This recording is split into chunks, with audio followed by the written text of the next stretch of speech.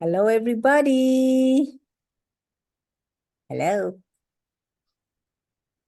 Hi, Suchika. Hi, everyone. And thank you for being here, friends. Thank you, truly. I'm so grateful for each one of you joining. And this call will be recorded. And if any of you would like your names not to be present, or if you would like your part of the conversation, if you do have a conversation with us, if you would like that not to be added or shared, please let us know so we can accordingly edit. All right. So welcome everyone to stress prevention and burnout. Whatever. What was it? Stress prevention and burnout? Prevention. Living a stress-free life and burnout prevention program. So for all of you who may not know me, I am Chandana Bawa, and I am an Access Consciousness certified facilitator from Delhi. And I facilitate a number of classes of Access Consciousness, and I also give private sessions, and I try and be whatever energy is required to change what people are asking as change. And she's my daughter. Contribute. Hi, Mom. Yeah, my mom. And I do try and contribute to whatever change people are asking for. So today's conversation around, is there anyone who's never done Access before here? Or, I mean, if there's anybody who's not done Access before here, if you can raise your hand, then I'll accordingly know where to go. Rita is on. And if, Mom, you need to keep yourself on Mute. Please, thank you. Yeah. And if we have anyone, all right, great. Okay. So so I assume everybody has an Access Consciousness here before, which is absolutely wonderful. And for those few who will probably catch the replay later, I will speak a little bit about Access Consciousness before we start to take your questions and we start to talk more about stress. So Access Consciousness is a modality which is started by Gary Douglas and co-created by Dr. Dane here. And it's one of the modalities that for me really is an extremely potent and powerful way of living your life, as it empowers you to create a life that truly contributes to what you would like to create as your life. In other words, you have the steering wheel of your life in your hands. You're not one where, you are dependent on somebody else directing you, or you're not even looking at a roadmap, but you are asking questions and creating the life of your dreams, creating the life that you know is possible without stress, without problems, without conflict, embracing everything that shows up and knowing that it is a contribution. So with Access Consciousness, that it's been about 10 years now that I have been facilitating Access Consciousness classes, and I got introduced to Access about 10 years back when I was at the stage in my life where I was struggling with something called fibromyalgia. A few of you may know of it. I see a number of doctors here, so I may not have to explain it to you what fibromyalgia is. But for those who may not know what that is, it's a particular body issue that shows up without any reasons or without anything really showing up in your reports or your MRIs, and it affects the muscles in your body, which really there's immense pain and immobility, and it leads to a lot of, it creates a lot of pain in the body, and it makes regular creation of your life, like regular things like going to the kitchen and cooking, difficult. So when I came across access consciousness, at that stage, I had tried a number of things to change fibromyalgia in my body. I had, done I had been to some doctors, I had been to some really good doctors, and I had been to a number of gurus, and I had been to astrology. I had done a number of other stuff like, Reiki and Lama Fera, and to name a few. And the change would be there, but nothing would be permanent. It would come back in a matter of a few months, in a matter of a few weeks, it would come back. And when it would come back, it would be way worse than what it was before.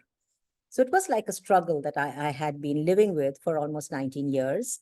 And so when I actually read All of Life Comes to Me with Ease and Joy and Glory, I was like, what the shit? Like, do they even know what they're talking about? Do they even know what life really is? And I started, but then this All of Life Comes to Me with Ease and Joy and Glory kept showing up on my Facebook. And I was like, there must be something to this. Although I had a lot of judgments about it, because I was like, life can't be that easy. Things just can't change. And the one thing that I would read constantly is everything's a choice.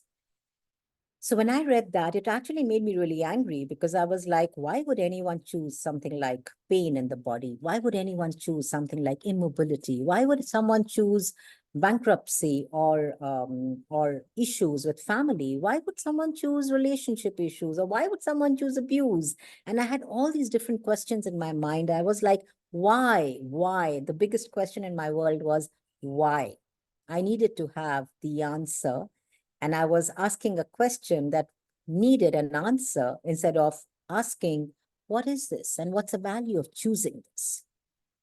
So when I did finally put those judgments aside, I was able to receive access consciousness, and I did go in for my bars class. And what the bars class did was to create a lot of ease in the body that initially had a lot of struggle, a lot of um, unease, and it started to create total ease with my body. And that led to ease in my mind, that led to easier relationships, that led to way more money, that all these byproducts started to come simply because I was willing to look at what I was struggling with that wasn't allowing me to change what I decided was really the problem. So yes, have any of you heard the mantra, all of life comes to me with ease and joy and glory? Yes? No? Yes? No? Are we on the same page? Yes? No? Yes? No? Anybody? Everybody? Anyone? Have you heard the mantra of all of life comes to me with ease and joy and glory? Sugandha says yes. Harkamal says yes, please. Oh, amazing. Who else? Suchika says yes. All right. Who else has heard of yes? Okay, amazing. Who else? Who else? That's it? Nobody else has heard? Okay. Oh, thank you. So I see a lot of you have heard of the magical mantra called all of life comes to me with ease and joy and glory. It's all of life. It's not just the good comes to me. It's not about, I don't want the bad. It's about all of life. And when we say that, thank you. Yay, thank you for all the yeses. That's amazing. And when you actually receive all of life, you have to be willing to have no judgment of what's showing up. Otherwise, there is no receiving. So when we talk about judgment, how many of you judge yourselves? Dr. Upma Bhatia says no. Oh, okay. All right. So Upma, all of life comes to me with ease and joy and glory is the mantra of access consciousness. You say it 10 times in the morning and you say it 10 times at night. And your life starts to become way more ease than it was before. You start to receive way more, and you start to receive everything with ease, including the good, the bad, the ugly, the beautiful, everything. Then if you would like to read more about it, you will find it under Access Consciousness. chandanabawa.com. And you can also read more about it in certain books like Being You by Dr. Dane Here. And there are a number of other books of access consciousness. All right. So we were talking about judgments, right? Like, when we receive, when we are not willing to receive something, it's simply because there's a judgment of it. So do any of you judge yourselves here? Yes, no, no, yes. Anybody? Or do you not judge yourself? Okay. Upma says yes. Amazing. Who else? Yes, Amol raises his hand. Yay. Who else? Who else judges themselves? To be not good enough, to be too good. Judgment doesn't only have to be a judgment, it can also be the good judgment. So how many of you judge yourselves? Thank you. Riska says yes. Nidhi says sometimes. All right. So when you judge yourselves, AK says yes, thank you. Yes, sometimes. All right, amazing. Thank you. Thank you, all of you, for that. So when you judge yourselves, do you receive something different or do you receive more of that? Like if you say, let's look at, I'm not good enough at my work. Okay, that's like a judgment. Yeah. So what does that judgment create for you? Anybody? Feel free to unmute yourselves, please. What does that judgment create for you? It gets worse and intense. Thank you, Mukta. Yes. When you judge yourself, self-rejection. Yes. The self-rejection creates a heavy heart and fear. Yeah, that. Insecurity, right? No trust, low confidence. Yeah. Now, this is what judgment does to you. So when you go to judgment, it's really simple to look at every judgment creates something that creates an energy of stress in your world or anxiety in your world. You're like, I'm stressed, I'm anxious because I'm not good enough.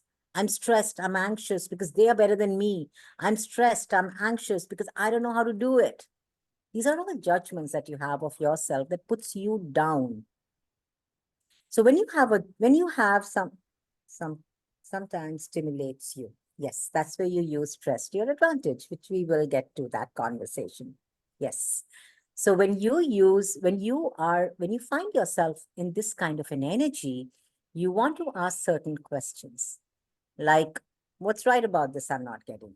What's right about me I'm not getting? These are brilliant questions to ask, guys. And good part of doing access now that I get to recognize it. Yeah, that. So the questions that you can ask are, what's right about this I'm not getting? What's right about me I'm not getting? And when you are in that space of judgment, you want to ask, what am I making relevant here that isn't relevant? How often do you make something relevant when it's not even relevant? But you make it relevant because you think it should be relevant because it's relevant for others. When you try and make something relevant for you that's not relevant, it leads to stress. You know why? Because you just bought a lie. Every lie that you buy creates anxiety, creates stress.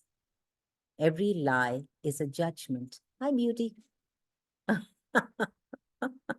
Every judgment is a lie. And when you buy the lie, you create anxiety and you create stress for yourselves. So instead of going into judgment of yourself, change the energy. When we ask these questions, what we're doing is we're changing the energy. So if I'm sitting right now, gloomy, judging myself, I'm not good enough, she's better than me, I'm not good enough, I don't know how to do this, and I'm judging myself like everyone, all of you shared, you start to cave in, right? Your energy starts to cave in, you start to contract. Your energy starts to become smaller. Instead of expanding outwards, you start to cave in. So when you start to cave in and you ask a question, that's when you change the energy. So the energy, once again, you start to expand. Okay, so did you all get the questions you want to ask? Yes? No? Yes? No? Yes? Yes? Yeah? The 3 questions? What's right about me I'm not getting? What's right about this I'm not getting? And what am I making relevant that's not relevant? All right? Now, when you ask these questions, you change the energy. And that's how you step out of judgment. So before going into that rabbit hole that you're so used to going into, you now step out by asking a question and changing the energy of where you were.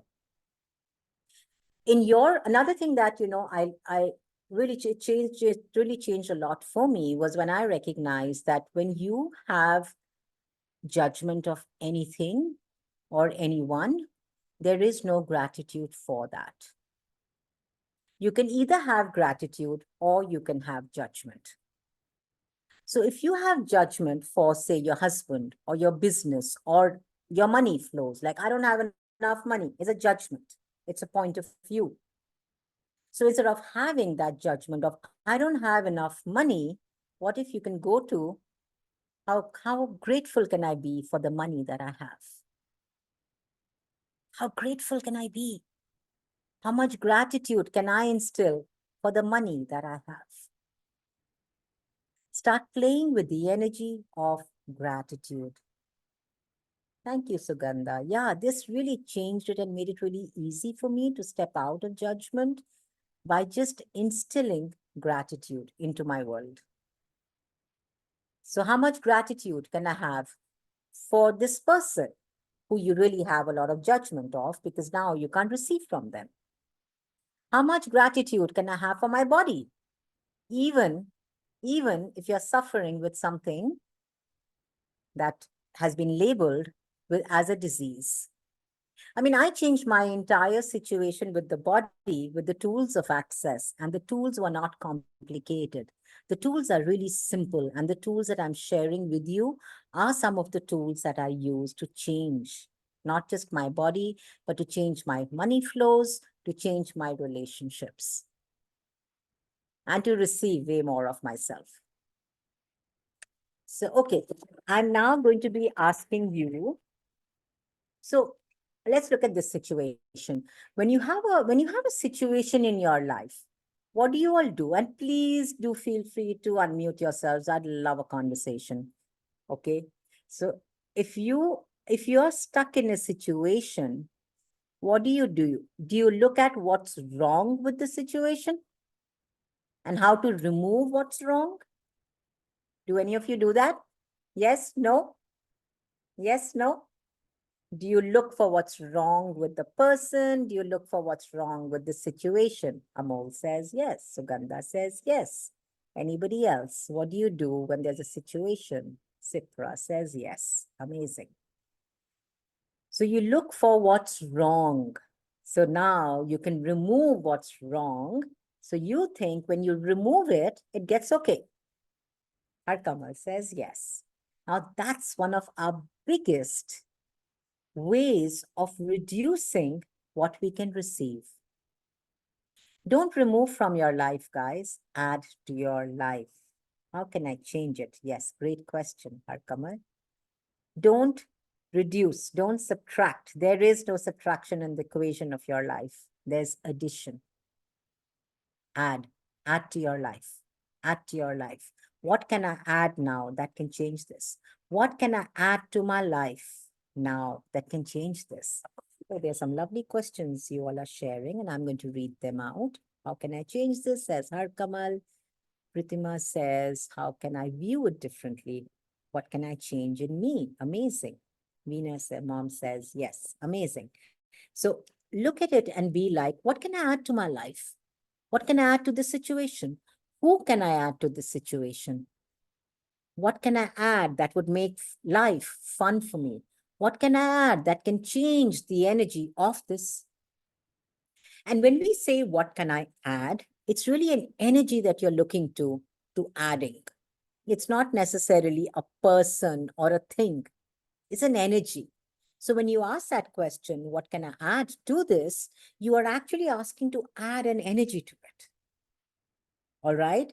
And that starts to change.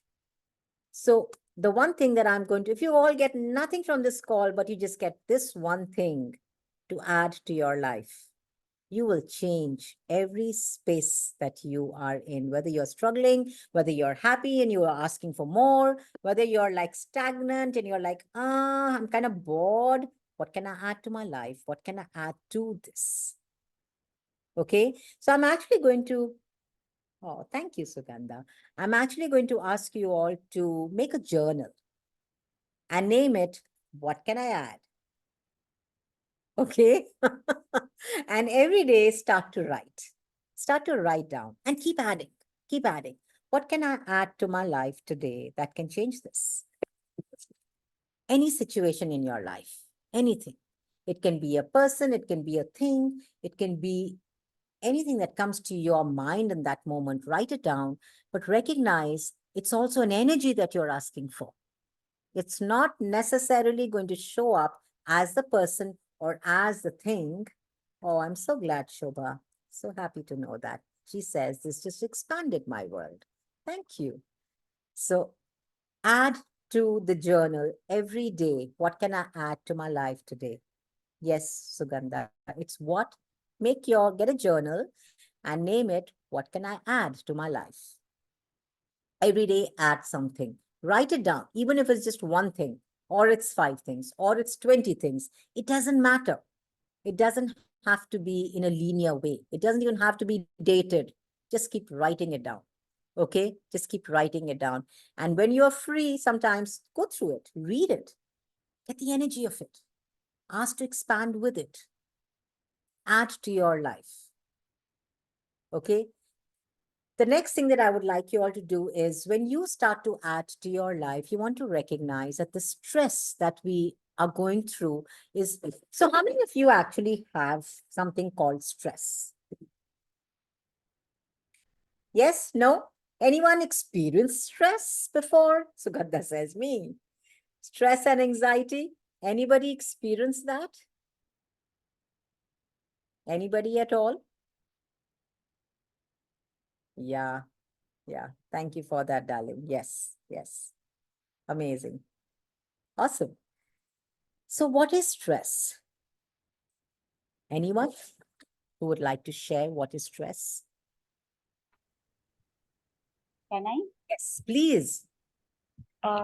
Situations, I think, which we cannot handle. Yeah, thank you for that. Situation which we cannot handle. Yes, that. I'm just going to read everything else that's been written here.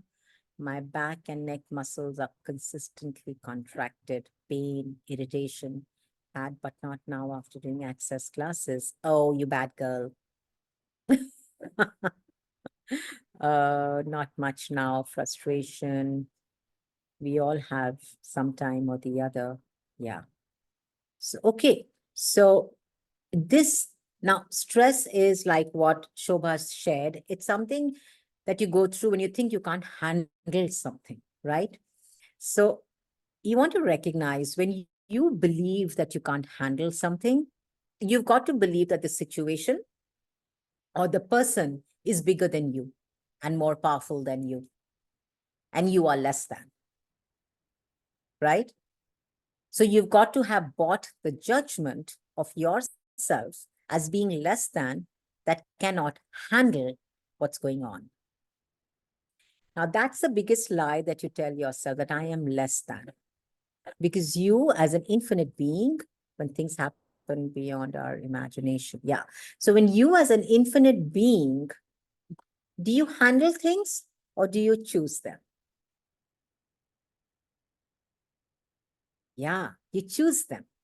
You choose every single situation in your life. Nothing happens to you guys. Everything's a choice. Now, when you tell yourself the opposite, when you believe that things happen to me, are you really in control of your life?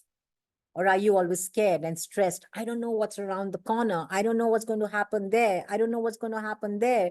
You don't trust the future. You don't trust the possibilities.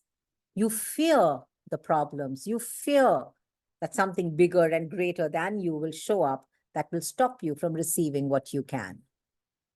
So in my few years of facilitating access classes, I've noticed that I actually made a few notes for all of you, which I generally don't, but I did for today.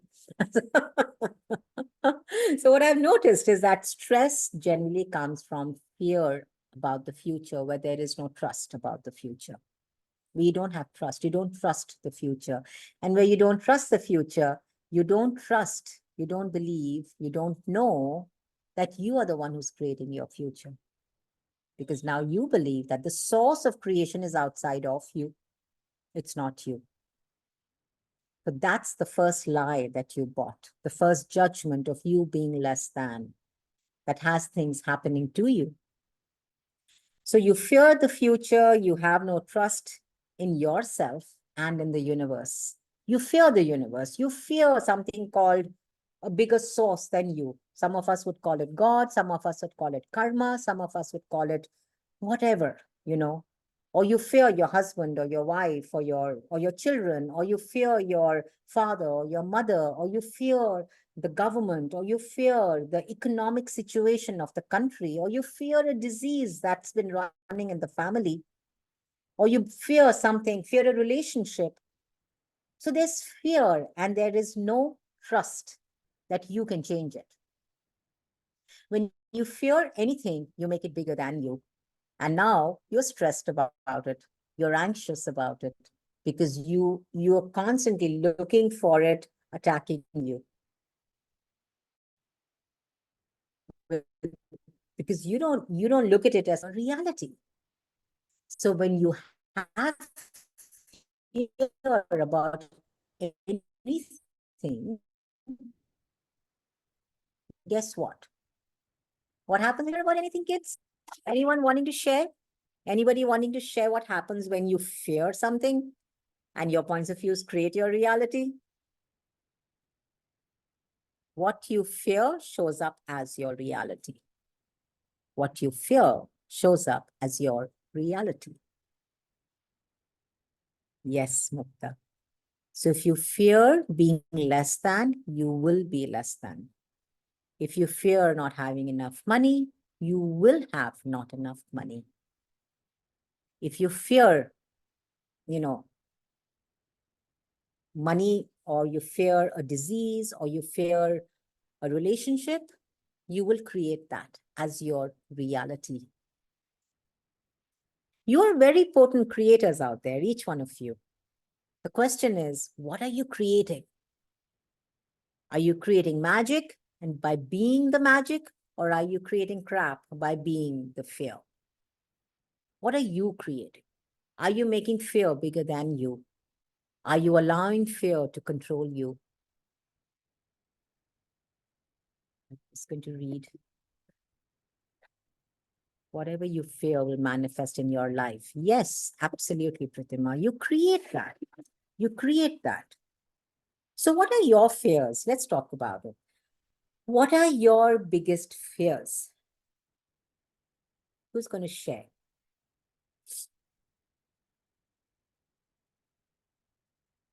Anyone? May I go? Yes, please, darling, go. Hi. Hi, good to see you. Yes, same here. I tend to have this very weird thing, which is that no matter what is happening around me, I always have this thought of the worst case scenario cross my mind. It's not necessary that I'll even take it in a paranoid and serious way, but if I'm crossing a manhole, if I step on it, I'm like, oh shit, what if it caves in? Or if my son is playing outside, I'm like, what if he disappears? And it's not that I'm petrified, but I don't know why it's always playing at the back of my head. And I ignore it also. And I'm also somewhere I'm scared that I hope I'm not creating with that. So were you taught to be prepared for the worst? I think over time, a lot of things happened in life and it started happening. I wasn't like this at all as a kid. Yeah. I was a very happy, confident, go with the flow, easy go lucky, no plans, but lots of trusting the Okay. process. But things happened later on, and I've noticed that this has become quite a pattern. So were you made wrong for being what you were being? Not really. So when did you choose to make life difficult for yourself? Like we talked about, nothing happens to you.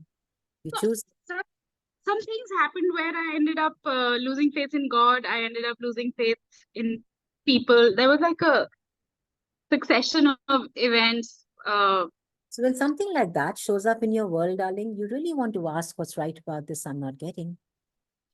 Yes. Like, what is this? What is this facilitating you to look at that you are unwilling to look at?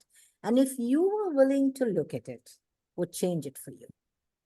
You know why? Yeah, in fact, Yeah. I could tell you in 3 quick sentences. A boyfriend died. My next boyfriend of 3.5 years was cheating on me for 2.5 years. And within 7 days of finding one of these things out, which is the cheating boyfriend, my boss hit on me in a sort of scary way. I thought I would get raped or something. It was out in some dark, dingy, far away from the city sort of place. And that's what happened. And these things kind of, I lost faith in God when the boyfriend died in an accident.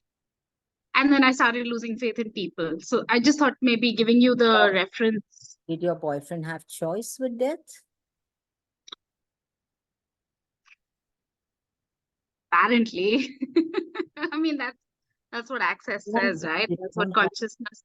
But you don't want to acknowledge it because you'd rather blame God for it. Hmm. If you were to acknowledge that your boyfriend had choice and he chose to die, would that set you free?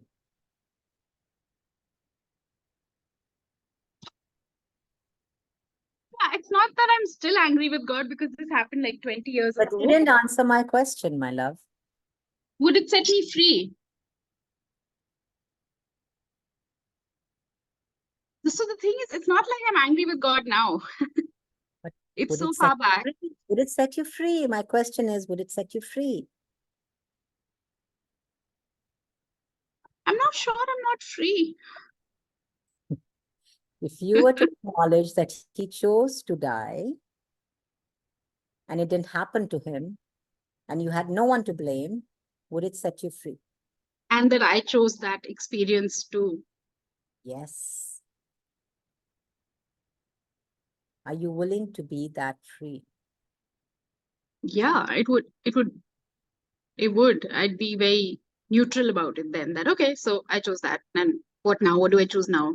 Yes, that. The thing is, darling, that when we have something to blame or someone to blame, it kind of has us justifying what happened in our life.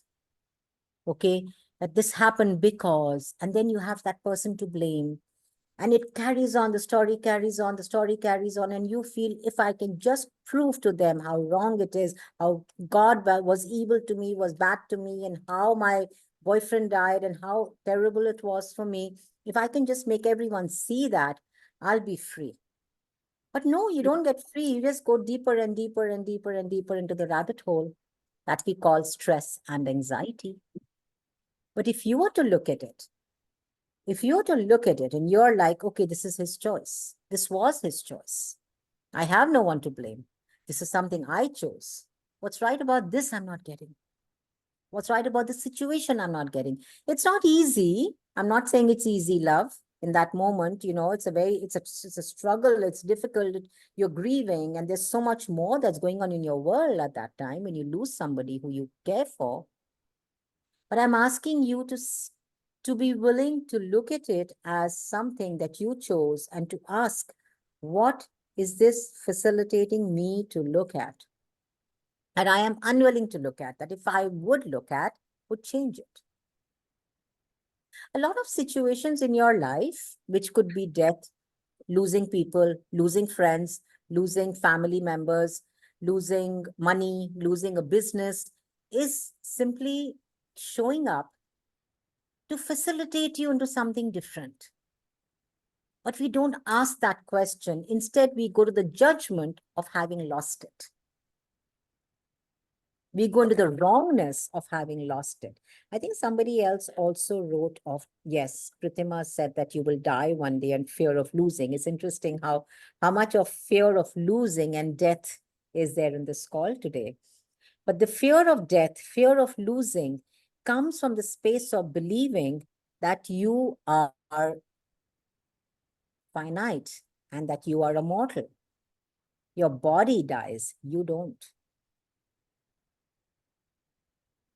Your body dies, you don't. And like we said earlier, you don't lose anything, you add to your life. We keep asking, that, okay, what am I losing here? Or, I don't want to lose this, I don't want to lose that.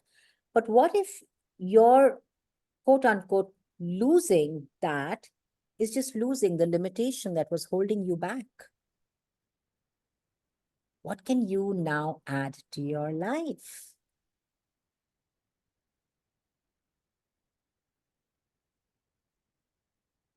And will you please acknowledge the strength that you be, Mahima?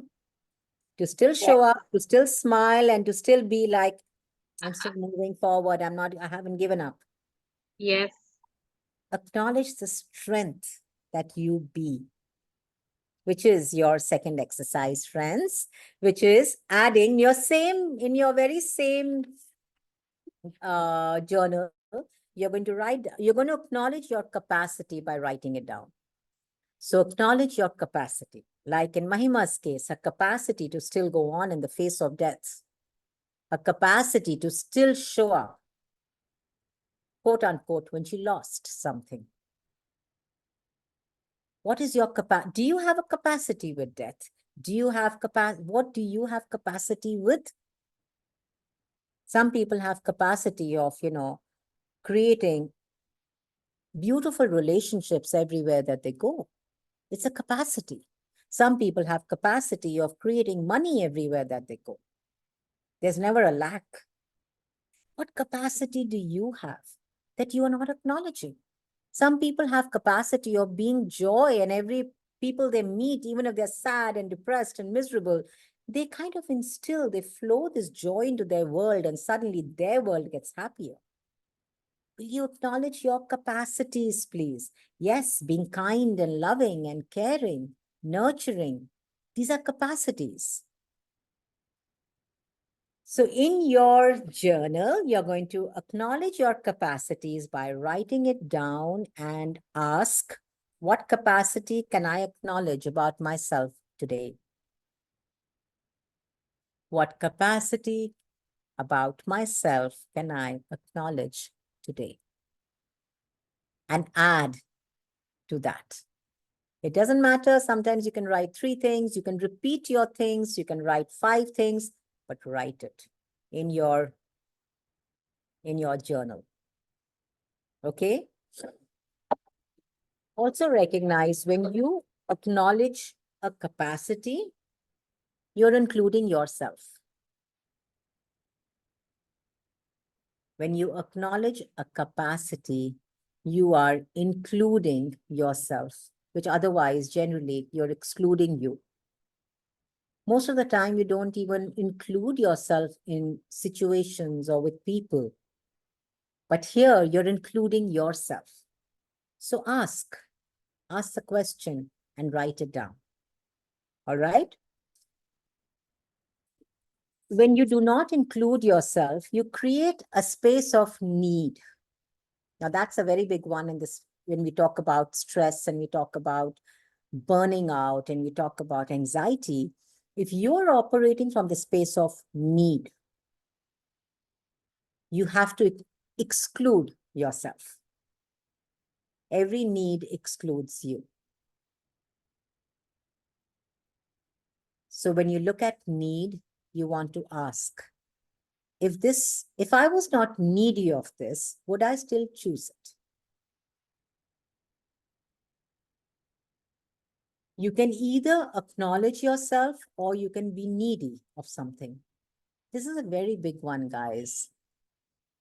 You know, as a child, were you acknowledged for your greatness, for your difference, or were you told you must be like the others? Why are you not like your older brother or your older sister? Why not like your friend? Why don't you study like them? Why don't you make your hair like them? You were told to be like others. You were not acknowledged for the difference that you be. And that's not just you or me, that's almost everyone on this planet. We were not acknowledged for who we be. And lack of acknowledgement is what leads to need. You become needy because you haven't been acknowledged for the brilliance of who you are. You become needy because you've not been acknowledged for the difference that you are. You've been judged for the difference that you are. Were any of you judged as kids? Yes or no? Anybody? Yes. Okay. Who else? Mahima, what about you, darling? As a married woman. Oh, yeah. Comes in Into the in-laws. lots of it. Yeah. Yes, a lot, says Mukta. Yeah, that. So when you're judged as a child and you're not acknowledged as a child or as a married woman or as a young girl in school or college or whatever, what you start to create is a need around that. So you become needy of the acknowledgement and you start to look outside of you and you make somebody bigger and greater and stronger and more powerful than you. And you hope that they will fill the void that was created. Nobody can fill the void, guys. You got to get that. There is no void. And to believe that there is a void is a lie. So when you actually create that lie of needing someone to fill the void, you go into anxiety and stress when they don't fill the void. So now who's controlling you? They are, which again leads to anxiety and stress because you're needy of them. You're needy of money, you're needy of good health, you're needy of people. You're needy. But if you're not needy, would I still choose this? Now that's a question you want to ask here to get out of need.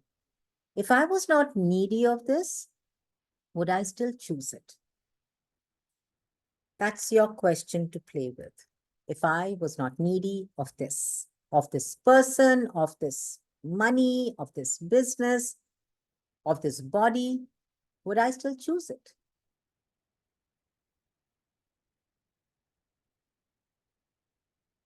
And everything that doesn't allow it, times a godzillion, destroy and uncreate it all, please. By Trong, Goodback, Patpop, Nine Shots, Boys, Poets, and Beyonds. Now that is a clearing statement of access consciousness for those of you who have not done access or not been introduced to access earlier. That is a clearing statement of access consciousness. You can find it online and you can get more information. But there is accessconsciousness.com by Dr. Dane here and Simone Molasses. You can read more about that.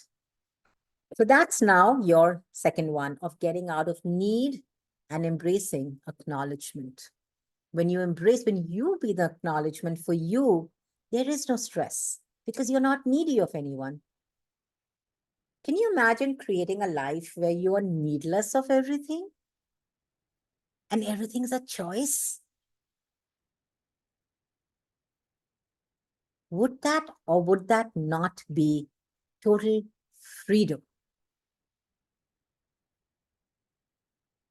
So when you start to go into stress or you sense that you're reaching a burnout situation, you want to ask, what needs have I created of this? What am I being needy of that's burning me out?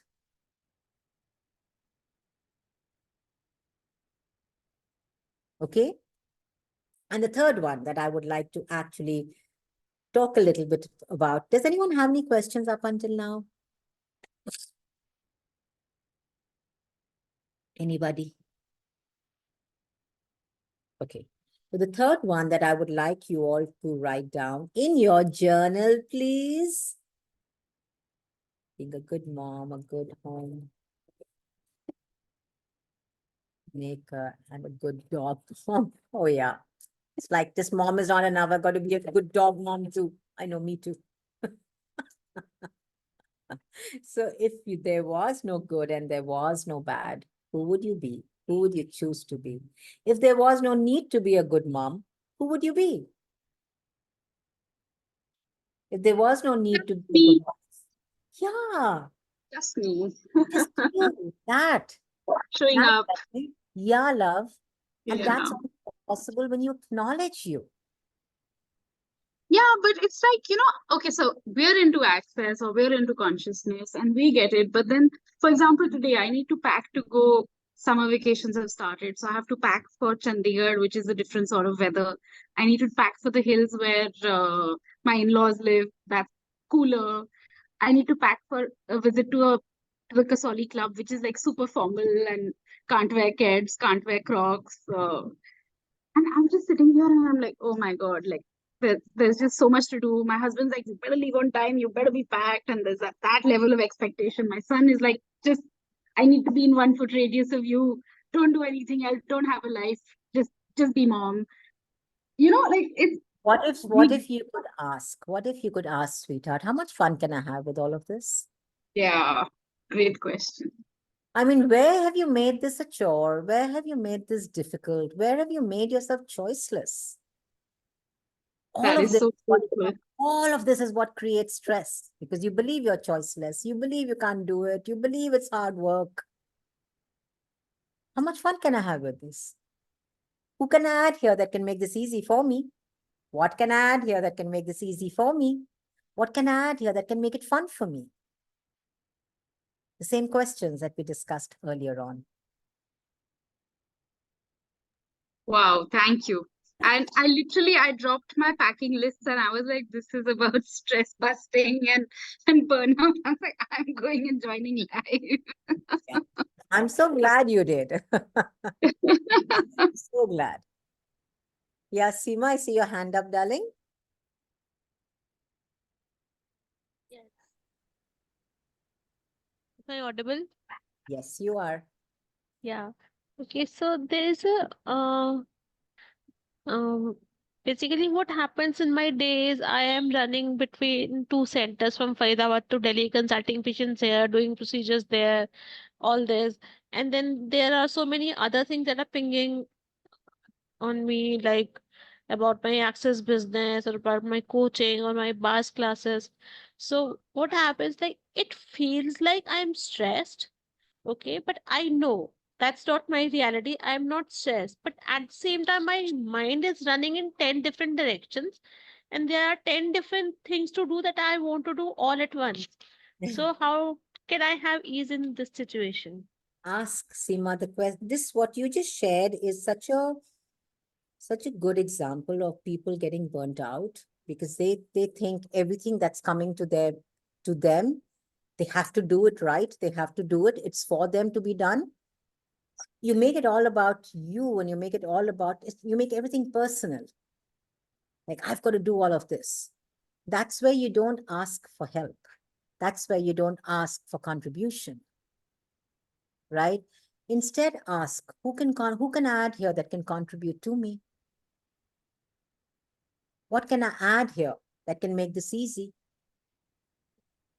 And ask the question of what part of my business requires my attention today, now, in this moment.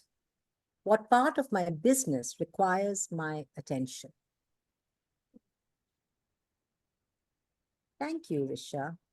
And where have you decided that you have to do it right, or else you're a failure, or you're not good enough, or you go into instant judgment of yourself? Yes? No? No, it's not about thinking that I'm a failure, but then it's more about being choices that I have no other choice. I have to consult all the patients, I have to do the scans, I have to do the procedures. Like, it's not my own practice. I don't have any other doctor or help to do it. I have to do it. So do you believe that you are choiceless in what you've chosen as your business, as your work? Yeah, more like that. Being choiceless is a choice. Mm-hmm. Believing that you're choiceless is a choice. And when you don't acknowledge that, Seema, is when you create stress, when you make it difficult for yourself. Mm. If I'm choosing this, what's the value of it? If I'm choosing something that's not fun for me, what's the value of that? Mm. Ask, what can I add to my life here that would make this fun? Mm-hmm. The life you're living is all about adding, Mm. not about looking for the problem and then solving it that we've been taught. We've been taught to look at problems and then solve them. So, Seema, you're looking at the problem that you have, that you've decided that you have to see all the patients and you have to check all the patients and you're choiceless. That's you looking at the problem that you've got. Instead, change the energy. Mm. Don't look for the problem. There is no problem. Problem is an invention. It's a creation. There are no problems. Everything's a possibility that you are unwilling to receive. A problem shows up when you are unwilling to receive a possibility. So what possibility am I unwilling to receive here that shows up as a problem? And ask, who can I add here? One of the biggest things is we fear, we judge ourselves to ask for help. We don't want to ask for help because we think we are not good enough. We have to do everything on our own. It's okay to ask for help. It's okay to reach out and say, hey, can someone please contribute here? It's okay to I call have a slightly different question, but related to what you're saying. Yeah. Can I go- jump in now? Absolutely, darling. Sorry, Seema, did that give you clarity? Yes. Amazing. Thank Yes, Suchita. So adding to what Seema said, so for me, it's not like I'm choiceless in what I'm doing, but simply the rigmarole of having to do all the chores, one after another, sort of bears down on me physically. And by the end of the day or by the end of the week, month, year, it's exhausting. And that's when I feel very burnt out. Yeah, you feel very burnt out. That. And the earlier part was I have to do everything physically and I feel physically burnt out. Does that give you, what energy was that?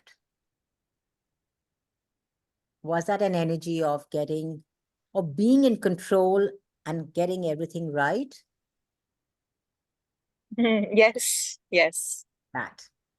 When you're a control freak, which I know you're not. When you're a control freak, you have to get it right. You have to be in judgment. It has to be perfect. All of that is about judgments, which Okay. is exhausting. I mean, how exhausting is it to be in constant judgment of yourself?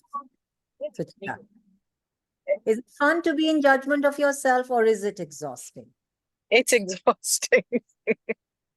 That.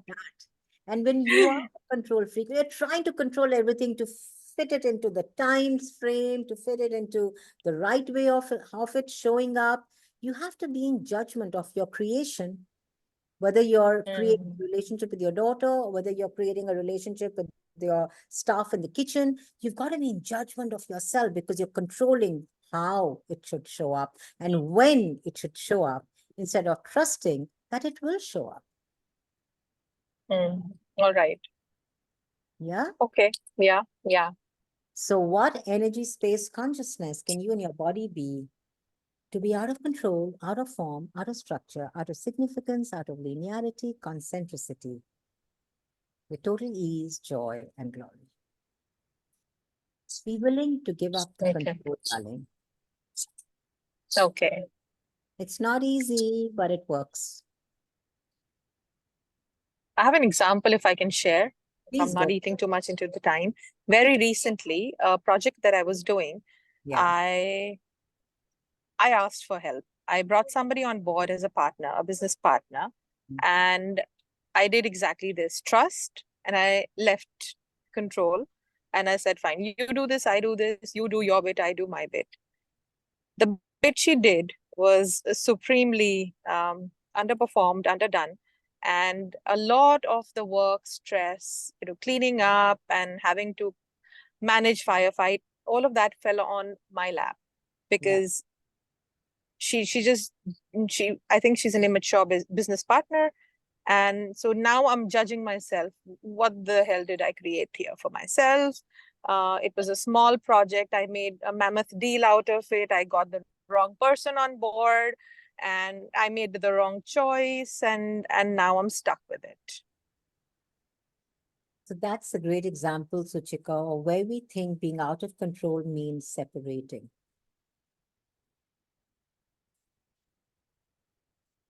Say more? What do you mean by separating? So when you are out of control, when you ask for help, you don't give it up. It's a two-way street. It's a contribution. It's receiving and gifting, which is only possible with inclusion, which is only possible when there is no separation. So when you get somebody on board and you're like, okay, you do this and I do this, do you pull your energy out of that? Or do you still keep asking, what does it require of me? I pulled my energy out of that piece. Yes, you're right. Yes. Yeah. When you pull your energy out of a creation, even if you're 5 partners, and you pull your energy out of creation, you've just lost it all. Okay, that answers my Simply because- question. Yeah. So, darling, ask the question of what does this project require of me? And recognize it is a two-way street. It's not a transactional reality. It's a two-way street. It's a contribution. What can I contribute to this? What can I receive from this? What does this person require of me? What does this require of me? It's energetics. It's all energetics. It's not, you may hire people to do the work for you, but that doesn't mean that you separate from it or you exclude yourself from it. You still be the energy that the business requires of you. And when you're being that energy, you will recognize the people who are working with you, they kind of deliver what you're asking them to deliver because they receive your energy. Understood. Okay, cool. Amazing. All right, so with stress, with anxiety, and with the fear of burning out, recognize a lot of it is not yours. A lot of it is not yours. 99.9% of your thoughts, feelings, and emotions are not yours. So when you go into stress and anxiety, ask, who does this belong to? I mean, this is one of the first few tools that we share and access. Who does this belong to? You're all SpongeBobs and you all receive information from people around you and you make it yours because you believe it's got to be yours. But it's not yours. Most of it is not yours. So when you're willing to return it all to sender with consciousness attached, you're actually facilitating the person who you bought the point of view from to free themselves also. Because now they suddenly realize that, oh, I have choice. Could you repeat that last one, please? So when you say, who does it belong to, return it to sender with consciousness attached, you're not just freeing yourself, but you're also freeing the person who you bought it from. Because when you say with consciousness attached, you are sending the energy of choice to them. So they can choose something different if they so choose. They may choose the same. Yet you have given them the option to choose something different. Did you get that, Suchika? I did. Thank you. Amazing. You're welcome. All right. So, and of course, for everyone out there who is prone to anxiety, who's prone to stress, who's prone to believing that there is something called burnout, ask what's the value of creating this? What is the value of choosing this? because you're choosing anxiety and you're choosing stress and you're choosing burnout constantly, there's got to be some value to that. And POC and POD that, which is the right and wrong, good and bad, POD and POC, online shots, boys, poets, and beyonds. And one of the biggest tools that I can share with you to totally free yourselves of stress, anxiety is the bars. Getting your bars run regularly will set you free of the lies that you have bought, of the programming, of the belief systems that you have bought, that there is something known as stress. What is stress is a lie. Are you willing to have such a free life? Are you willing to have such a happy world? Yes, Dr. Rita, I see your hand is up.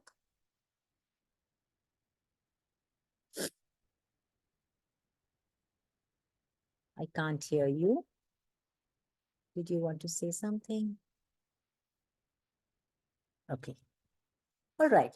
So ask questions and get your bars run. And if any of you, I mean, I know many of you out here have gone for a bars class, you are bars practitioners, bars facilitators, take it out more in the world. Bring it out more in the world. Share it with family, share it with friends.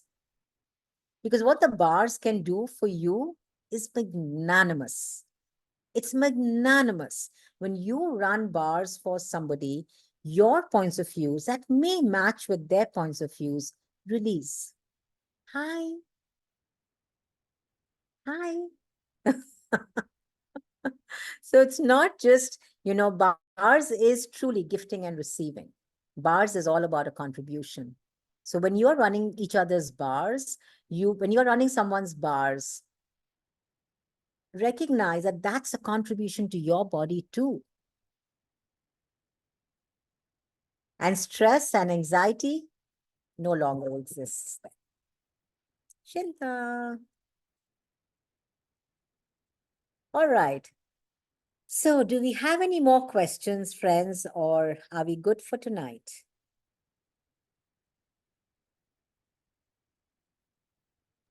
Good for tonight. Thank you so much for this, Chandana. Thank you, Suchika. Thank you, everyone who joined us. And thank you for all the registrations that we got. And everyone who registered will get the replay. So for all of you who are going to hear the replay and are not here in person, thank you for registering and thank you for being in the world. Thank you, each one of you. Thank you, Chandana. It was so Thank you so much, Chandana. Thank you, Manju. Answered many of my questions. Thank you, Mahima. Thank you Thank so much. Absolutely you. wonderful call. Thank you. Thank you, sweethearts. Thank you all and have fun and love you. Thank you, Chandana. I hope Thank to, you. Thank you. have another Thank webinar with you soon. All right. Yes. Thank you. Good night. Thank you, Pratima. Good night. Thank Bye.